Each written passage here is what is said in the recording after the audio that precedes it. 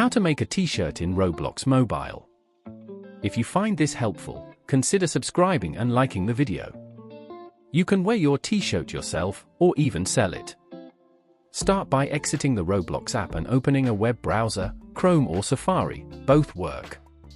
In the address bar, type create.roblox.com. In the top right corner, tap Login and sign into your account. Next, tap the three lines in the top left and select Dashboard. At the top of the Creations page, tap Avatar Items. Scroll down, find the filters, and select Classic T-Shirts. Now scroll down and tap Upload Asset.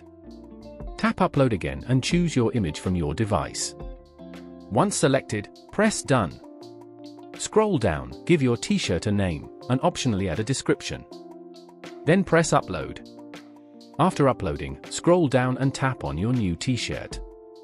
If you want to sell it, scroll down and enable On Sale, then set a price. But if you just want to wear it, you don't have to publish it. To wear it, go back to the Roblox app. Tap Avatar, then Customize. Go to Clothing, scroll across to Classic T-Shirts, and your new design should appear there.